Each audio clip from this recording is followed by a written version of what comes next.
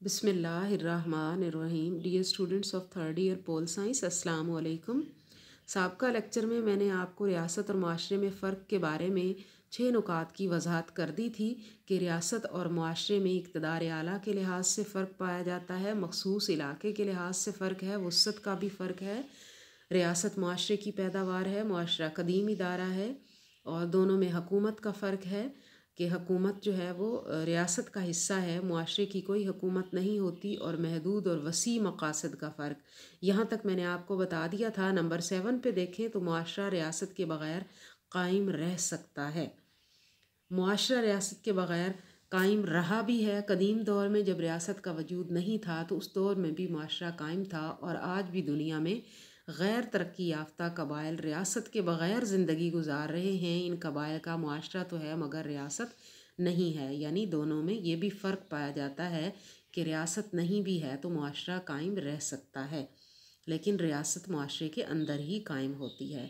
फिर नंबर 8 पे देखें, रज़ाकाराना और लाजमी रुकनीत। रज़ाकाराना रुकनीत किसकी है? मुआशरे की है, और लाजमी रुकनीत किसकी है? रियासत की है। अगर कोई फ़र्द मुआशरे से अलग थलग होकर और मुआशरे की रुकनीत से दस्तबरदार होकर ज़िंदगी गुजारना चाहे तो वो ऐसा कर सकता है, मगर कोई शहरी अगर किसी रियासत की रुकनीत छोड़ता है तो उसे किसी दूसरी रियासत की रुकनीत हासिल करना होती है।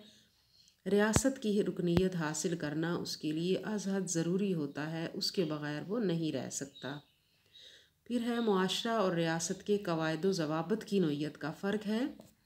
रियासत और माशरे में ये फ़र्क कैसे पाया जाता है कि रियासत के कवायद व ज़वाबित कवानीन कहलाते हैं। इन कवानीन पर अमल दरामद ना करना जुर्म है, और जुर्म करने वाले को रियासत की इदारे रियासत के अंदर हुकूमत के तीसरे शोबे यानी अदलिया की जानिब से सज़ा दी जाती है। जबकि मुआशरे के कवायद व ज़वाबित महज रसूम व रिवाज और अखलाकी असूल होते हैं।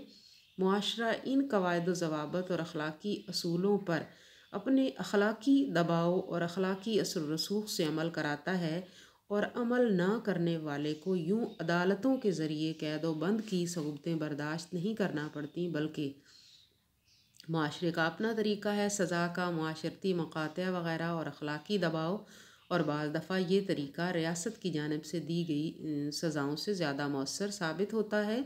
उसके बाद नंबर 10 पे देखें, तंजीम के लिहाज से फ़र्क है रियासत और माशरे के दरमियान कि रियासत की मुकम्मल तंजीम होती है। रियासत बाकायदा महकमे कायम करती है और इन महकमों के ज़रिए रियासती मामलात को निपटाती है, मगर इसके मुकाबले में मुआशरे की कोई तंजीम नहीं होती जो माशरती कवायद व ज़वाबित को मनज़्ज़म करके बाकायदा मामलात को निपटा सके। तो ये तंजीम का वाज़ेह फ़र्क है दोनों में कि रियासत के अंदर तंजीम मौजूद है और मुआशरे की कोई तंजीम नहीं होती। फिर नंबर 11 पे अगर आप देखें, रियासत बरतर है। रियासत की हैसियत मुआशरे से कहीं बरतर है।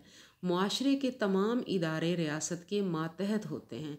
मुआशरा ऐसे रसूम व रिवाजात पर अमल दरामद नहीं करा सकता जो रियासती कवानीन से मुतसादिम हों, मगर हर रियासत ऐसे कवानीन बनाने से गुरेज़ करती है जो माशरती रसूम व रिवाज और अक़दार से मुतसादिम हों।